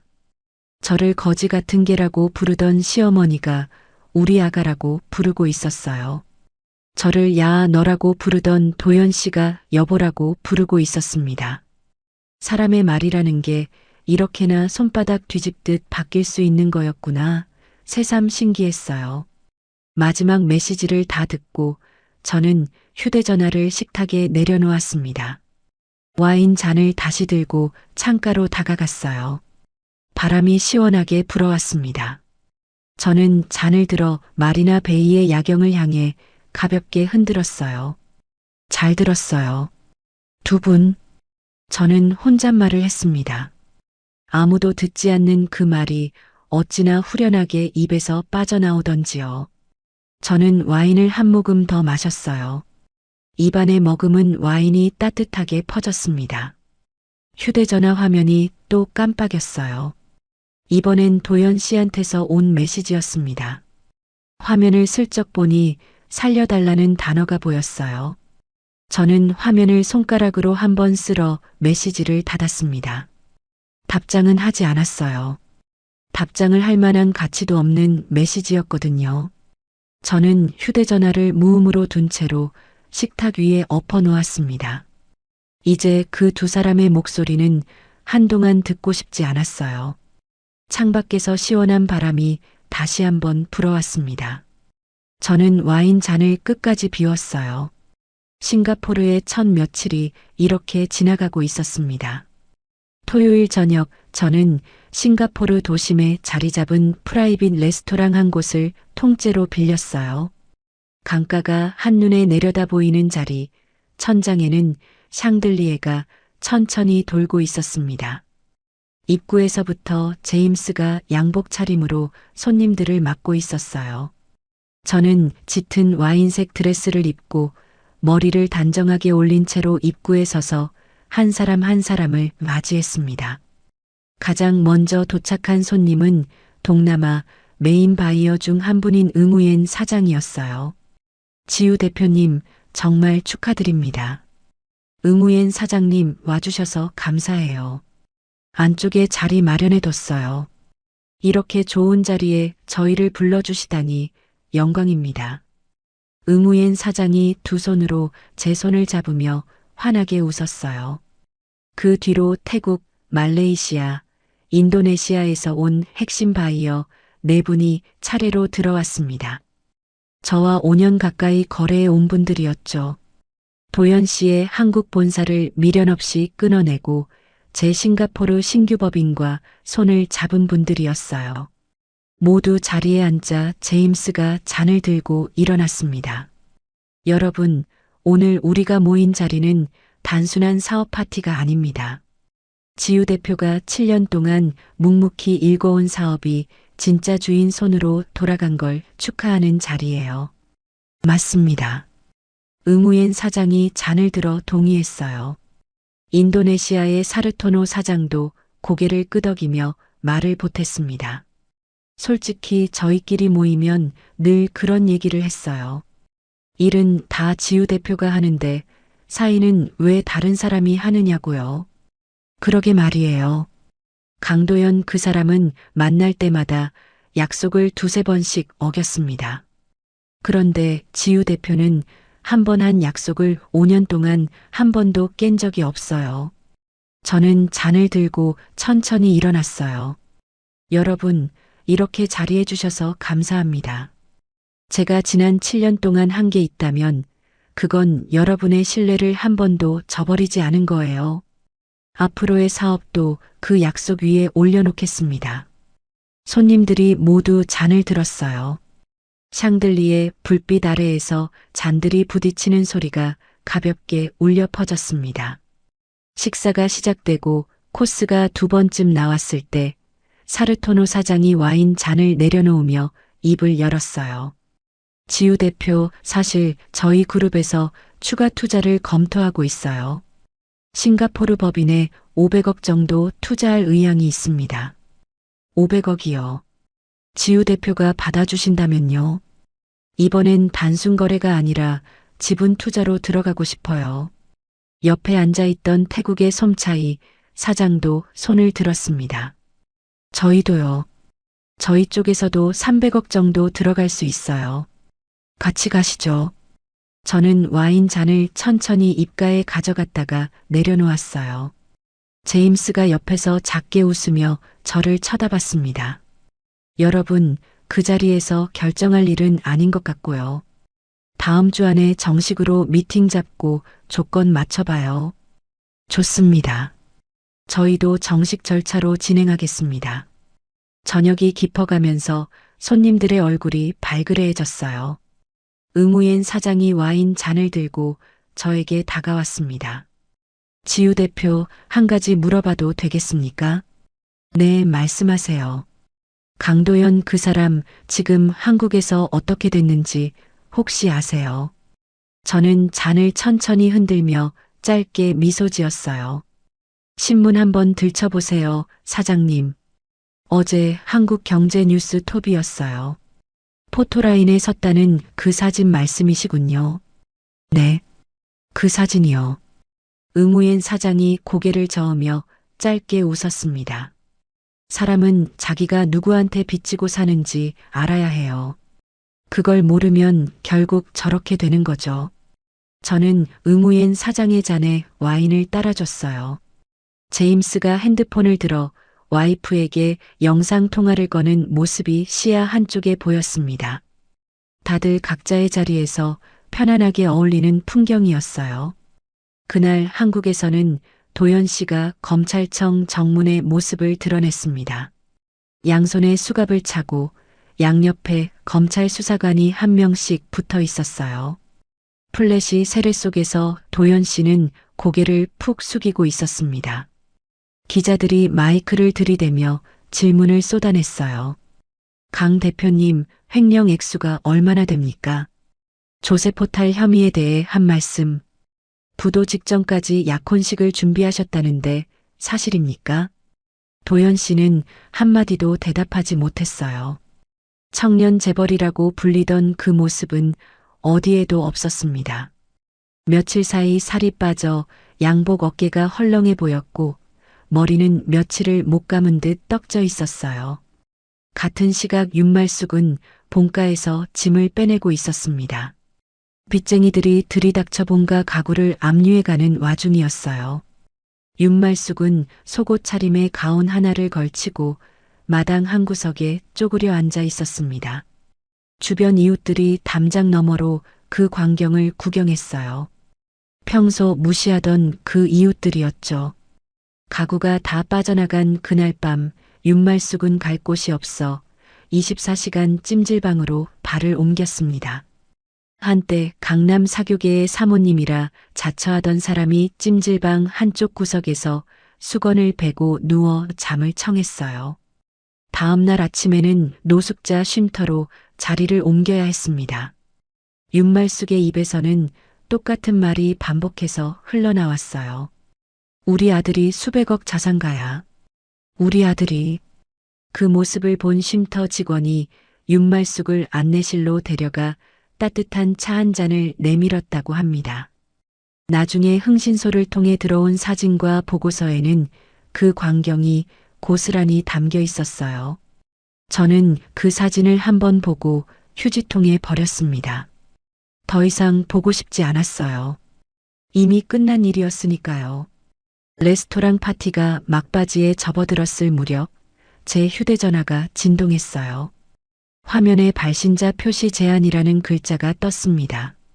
저는 잔을 식탁에 내려놓고 휴대전화를 들었어요. 제임스가 옆에서 누구냐고 눈빛으로 물었습니다.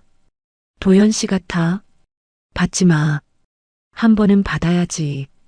끝을 봐야 끝이지. 저는 휴대전화를 들고 테라스로 자리를 옮겼어요. 싱가포르의 강바람이 시원하게 불어왔습니다. 저는 통화 버튼을 천천히 눌렀어요. 여보세요. 지우야. 지우야. 나야. 나 도연이. 수화기 너머에서 도연 씨의 목소리가 떨리고 있었어요. 한국 시각으로 한밤중이었을 텐데 도연 씨의 목소리는 술에 취해 있었습니다. 무슨 일이야? 지우야. 한 번만 용서해줘. 응. 내가 어떻게든 갚을게. 평생 갚을게. 너 없으면 나 진짜 죽어. 진짜 죽어. 저는 테라스 난간에 한 손을 올리고 강 건너편을 바라봤어요. 야경이 강물 위에서 길게 늘어져 출렁이고 있었습니다. 도연 씨, 잘 들어. 응. 듣고 있어. 다 듣고 있어. 강남 아파트가 그쪽에서 톡톡히 치렀더라. 7년치 노동값이라 치면 좀 모자라긴 한데 그 정도면 됐어. 지우야, 그게 무슨. 앞으로 평생 빚더미 안에서 내 이름이나 저주하면서 살아. 감옥 안에서도 좋고 감옥 밖에서도 좋아. 그게 도연 씨가 나한테 할 수 있는 유일한 보답이야. 지우야, 안 돼. 한 번만. 어머니도 지금 길거리에 나앉으셨어. 어머니라도 살려줘. 응. 어머니 얘기는 꺼내지 마. 그 입에서 어머니 소리 나오는 거 우습지도 않아. 지우야, 진짜 미안해. 내가 미친놈이었어. 한 번만이면 돼. 7년 동안 한 번만 사람답게 살아줬으면 오늘 이 전화 없었을 거야. 수화기 너머에서 짐승 소리가 났어요. 도연 씨가 입에서 토해내는 그 비명은 사람의 소리가 아니었습니다. 지우야, 지우야, 안 돼, 안 돼. 잘 살아, 강도연. 저는 통화 종료 버튼을 천천히 눌렀어요. 화면이 검게 바뀌고 다시 잠금 화면이 떴습니다. 저는 휴대전화 설정에 들어가 도연 씨의 모든 번호와 윤말숙의 모든 번호를 차단 목록에 올렸어요. 연락처 목록에서 두 사람의 이름도 영구 삭제 처리했습니다. 테라스 문이 열리고 제임스가 다가왔어요. 끝났어. 응, 끝났어. 기분 어때? 저는 짧게 웃었습니다. 이상하게 아무 느낌 없어. 그냥 길게 묵혀둔 빨래를 다 개고 서랍에 넣은 기분이야. 좋네. 좋아.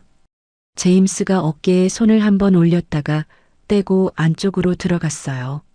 저는 테라스에 잠시 더 서 있었습니다. 강바람이 머리카락을 가볍게 흐트렸어요. 저는 머리카락을 손가락으로 한번 쓸어 넘기고 천천히 안으로 들어갔습니다. 손님들이 일제히 잔을 들었어요. 응우엔 사장이 큰 소리로 외쳤습니다. 지우 대표의 새로운 인생을 위하여. 위하여. 잔들이 부딪히는 소리가 다시 한번 레스토랑 안에 울려 퍼졌어요. 저는 잔을 들고 한 모금을 천천히 마셨습니다. 와인 맛이 그 어느 때보다 깊고 진했어요. 테이블 한쪽에서 사르토노 사장이 농담을 던졌고 다들 웃음을 터뜨렸습니다. 저도 그 웃음에 자연스럽게 섞여 들어갔어요. 한국에서 7년 동안 한 번도 들어본 적 없는 제 웃음소리가 그 안에 들어 있었습니다.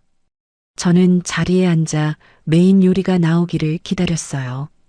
창밖으로 마리나 베이의 야경이 끝없이 펼쳐져 있었습니다. 파티는 그 야경 위에서 새벽까지 이어졌어요. 1년이 흘렀습니다.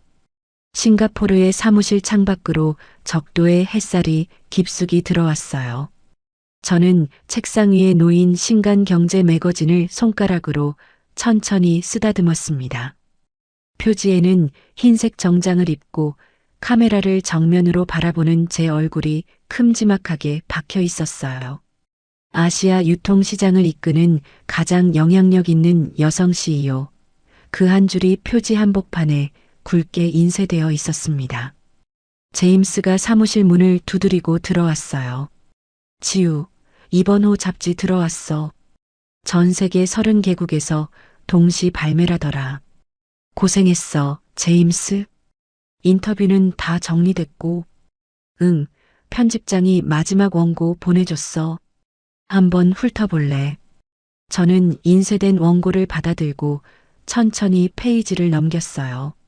밑바닥에서 시작해 온갖 배신을 이겨내고 맨손으로 비즈니스 제국을 일군 이야기. 거기에는 도연 씨나 시어머니의 이름은 한 줄도 들어가 있지 않았습니다. 그 사람들의 이야기를 굳이 활자로 남길 가치가 없었기 때문이었어요. 제임스, 이번 분기 매출 정리 끝났어. 아시아 쪽 매출만 1,300억이야. 유럽 쪽에서 새로 들어온 명품 브랜드 두 곳 합치면 연간 매출 3천억 넘기는 거 문제 없어 보여. 3천억.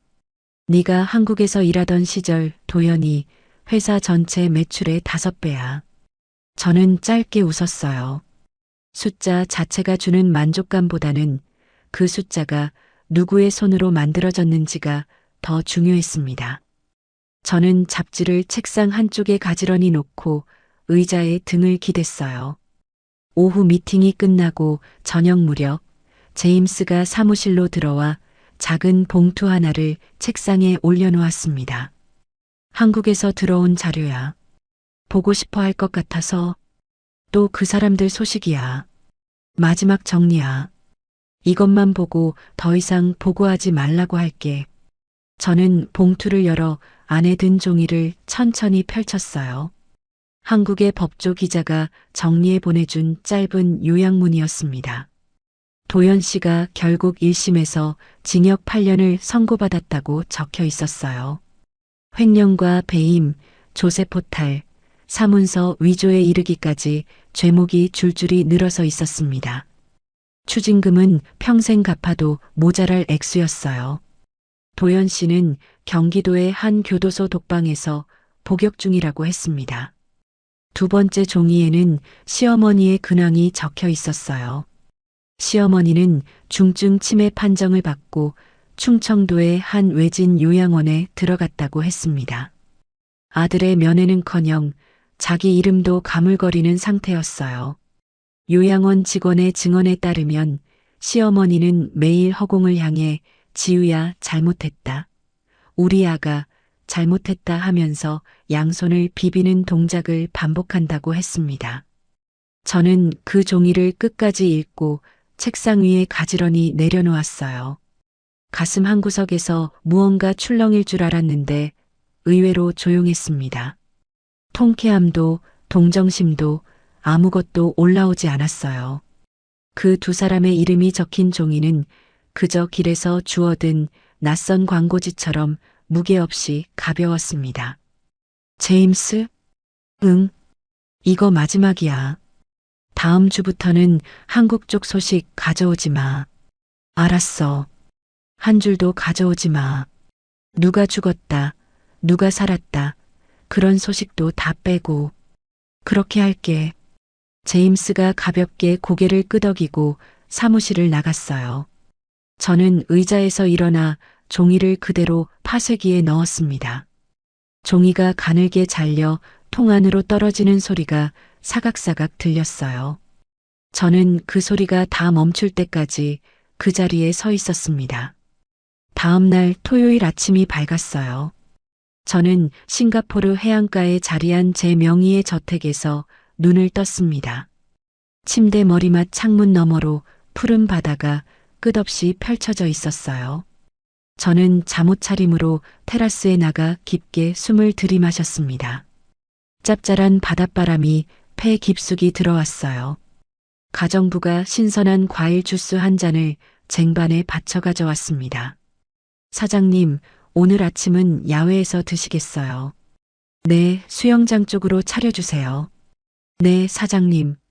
저는 야외 수영장 옆 선베드에 자리를 잡았어요. 잘 다듬어진 잔디 너머로 바다가 펼쳐져 있었고 그 바다 위로 요트 두 척이 천천히 미끄러져 가고 있었습니다. 가정부가 차려준 아침 식사는 갓 짜낸 망고 주스 한 잔과 노릇하게 구운 토스트, 그리고 신선한 과일 한 접시가 전부였어요. 저는 주스 잔을 들어 한 모금을 천천히 마셨습니다. 수영장 수면이 잔잔하게 흔들리고 있었어요. 저는 그 수면 위로 비치는 제 얼굴을 가만히 들여다봤습니다. 머리는 어깨선에서 단정하게 잘려 있었고 얼굴은 햇볕에 살짝 그을려 건강한 빛을 띠고 있었어요.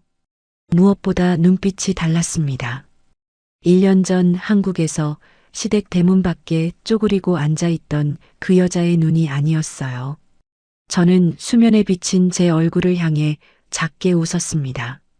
오랫동안 누군가의 며느리, 누군가의 아내, 누군가의 살림꾼이라는 이름으로만 불렸던 시간이 떠올랐어요. 이제 저는 그저 서지유였습니다. 누구의 어떤 사람도 아닌 그냥 서지유한 사람이었어요. 진정한 복수가 무엇인지 1년 동안 천천히 깨달았습니다. 저를 버린 사람들을 미워하는데 에너지를 쓰는 일은 결국 그 사람들에게 제 시간을 더 내어주는 일이었어요. 그건 복수가 아니라 또 다른 형태의 종속이었습니다. 진짜 복수는 그 사람들 없이도 제 인생이 이렇게나 환하고 빛난다는 걸 스스로 살아내며 증명하는 거였어요. 대문 너머로 차 한 대가 천천히 들어오는 소리가 들렸습니다. 제임스의 차였어요. 잠시 후 제임스가 가벼운 셔츠 차림으로 정원을 가로질러 들어왔습니다. 손에는 종이 가방 2개를 들고 있었어요. 지우, 좋은 아침. 좋은 아침, 제임스. 그게 다 뭐야? 브라질 파트너가 보내준 선물. 너 좋아하는 그 원두야. 오, 들어왔어. 고마워. 제임스의 뒤로 새로운 글로벌 파트너 2명이 함께 들어왔어요. 독일의 명품 가구 브랜드 대표인 한스 씨와 프랑스 와인 유통그룹의 마리 씨였습니다. 오늘 점심을 함께 하기로 한 분들이었어요. 한스 씨가 환하게 웃으며 손을 내밀었습니다. 지우 대표, 저택이 정말 멋지네요. 환영해요, 한스 씨. 자리에 앉으세요. 마리 씨는 손에 들고 있던 와인 상자를 가정부에게 건네며 인사를 했어요. 지우 대표, 오늘 우리 회사가 가장 자랑하는 와인 2병을 가져왔어요. 감사해요, 마리. 점심에 같이 열어봐요. 저는 손님들을 야외 식탁 쪽으로 안내했습니다. 가정부가 식탁 위에 3잔을 차려놓고 점심 메뉴를 가져왔어요. 싱가포르 현지의 신선한 해산물에 한국식 양념을 가미한 메뉴였습니다. 한스 씨가 음식 사진을 한 장 찍더니 감탄했어요.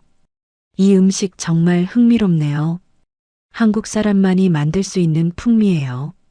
제가 한국에서 살 때 배운 양념이에요. 좋은 건 어디서든 가져와야죠. 마리 씨가 와인 잔을 들었습니다. 지우 대표, 이번 분기 유럽 매출 보고 진짜 놀랐어요. 한 분기에 그렇게 키워낼 줄은 우리도 예상 못했거든요. 좋은 파트너분들이 있어서 가능한 일이에요. 우리도 더 큰 규모로 지우 대표와 함께 일하고 싶어요. 다음 분기에 정식 계약 제안서 보내드릴게요. 저는 잔을 들고 천천히 미소 지었어요. 1년 사이에 저는 이만큼 멀리 와 있었습니다. 지구 반대편에서 온 사람들이 제 식탁에 앉아 와인 잔을 들고 있었어요. 저는 그분들 앞에서 한 번도 위축되지 않았습니다. 식사가 끝날 무렵 제임스가 잔을 들고 일어났어요. 지우 대표의 새로운 한 해를 위하여. 잔들이 부딪히는 소리가 정원 위로 가볍게 퍼져나갔습니다. 저는 잔을 들고 한 모금을 천천히 마셨어요. 와인 맛이 입안에서 깊게 퍼졌습니다. 저는 수영장 너머의 바다를 다시 한번 바라봤어요. 요트 한 척이 새로 수평선 쪽으로 미끄러져 가고 있었습니다. 7년의 결혼 생활을 견디며 묵묵히 살았던 그 시절의 저에게, 그리고 1년 전 시댁 대문 밖 시멘트 바닥에 쪼그리고 앉아있던 그 저에게 저는 마음속으로 짧은 인사를 건넸어요. 고생했어. 잘 견뎠어. 손님들이 다시 잔을 부딪히며 웃었습니다. 저는 그 웃음 속에 자연스럽게 섞여 들어갔어요. 누구의 그늘에도 가려지지 않은 그 자리에서 저는 제 인생의 새막을 향해 천천히 잔을 들어 올렸습니다. 햇살이 어깨 위로 따뜻하게 내려앉았어요. 바람이 정원의 야자수 잎사귀를 살랑살랑 흔들었습니다. 저는 자리에 앉아 잔을 식탁에 가만히 내려놓았어요. 이제부터 펼쳐질 시간이 얼마나 길고 환할지 저는 굳이 짐작하려 들지 않았습니다. 그저 오늘 하루를, 이 점심 한 끼를 충실히 살아내면 그걸로 충분했어요. 가정부가 디저트를 들고 식탁으로 다가왔습니다. 한스 씨가 음식 사진을 한 장 더 찍었고 마리 씨는 다음 와인 병의 코르크를 천천히 따고 있었어요. 제임스가 옆에서 농담을 던지고 다들 웃음을 터뜨렸습니다. 저는 그 웃음을 들으며 잔을 들었어요. 입가에 잔잔한 미소가 떠올랐습니다. 시청자 여러분, 어떻게 보셨나요? 저는 이 사연을 읽으면서 가슴 한쪽이 참 저렸습니다. 서지우 씨가 되찾은 건 강남 아파트도 수천억 매출의 회사도 아니었어요. 7년 동안 식모처럼 살면서 잃어버렸던 나라는 사람, 그 한 사람을 되찾은 거지요. 인생 한 번 살면서 누구 발밑에 깔려 살 이유는 어디에도 없어요. 시청자 여러분의 자리는 누구의 그늘 아래가 아니라 햇볕 잘 드는 그 한가운데에 있다는 거. 오늘 사연이 그 말씀을 대신 드린 것 같습니다. 오늘 사연이 시원하셨다면 구독과 좋아요 꼭 눌러주시고요. 이야기를 끝까지 들어주신 분이 계시다면 잘 들었다고 댓글 하나만 남겨주세요.